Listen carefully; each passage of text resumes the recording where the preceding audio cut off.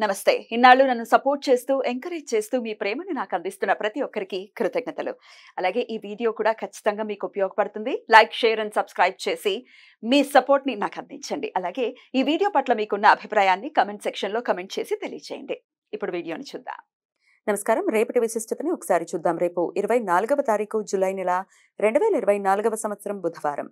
శ్రీ క్రోధినామ సంవత్సరం దక్షిణాయనం గ్రీష్మ ఋతువు.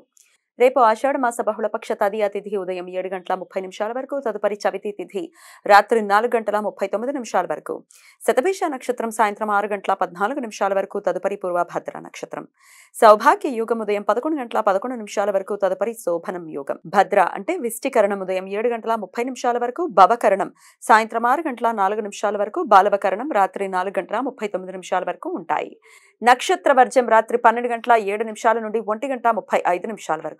అమృతకాలం ఉదయం 11:39 నుండి మధ్యాహ్నం 1:07 వరకు. హైదరాబాద్ ప్రాంతం వారికి రేపు సూర్యోదయం ఉదయం 5:53, సూర్యాస్తమయం సాయంత్రం 6:52, చంద్రోదయం రాత్రి 9:26, చంద్రాస్తమయం ఉదయం 8:37. అభిజిత్ ముహూర్తం లేదు. దుర్ముహూర్తం పగలు 11:57 నుండి మధ్యాహ్నం 12:49 వరకు. రాహుకాలం మధ్యాహ్నం 12:23 నుండి 2 గంటల వరకు. గుళిక కాలం ఉదయం 10:45 నుండి మధ్యాహ్నం 12:23 వరకు. యమగండం ఉదయం 7:30 నుండి 9:08 వరకు. ఆషాఢ శుక్లపక్ష త్రయోదశి నుండి 5 రోజుల పాటు దీక్షగా సాగిన జయపార్వతీ వ్రతం రేపటితో ముగుస్తుంది. రేపు ప్రదోష సమయంలోనూ చంద్రోదయ సమయానికి చవితి తిథి ఉన్నందువలన రేపు గజానన సంకష్టహర చతుర్థి. ఆషాఢ మాసంలో వచ్చే బహుళపక్ష చవితిని గజానన సంకష్టహర చతుర్థి అని పిలుస్తారు. రేపు భక్తులు పగటిపూట ఉపవాసం ఉండి పసుపుతో వేసిన శ్రీ విష్ణుపీఠం మీద మట్టితో చేసిన గణపతి విగ్రహాన్ని ఉంచి పసుపు వస్త్రాలు ధరించి పసుపు పువ్వులతో షోడశోపచార పూజలు చేస్తారు. రేపు గజానన సంకష్టహర చవితి వ్రతం ఆచరించటం వలన ఆర్థిక ఇబ్బందులు, కుటుంబ సమస్యలు తొలగిపోతాయని, విద్యార్థులకు జ్ఞాపక శక్తి పెరుగుతుంది అని భక్తుల నమ్మకం.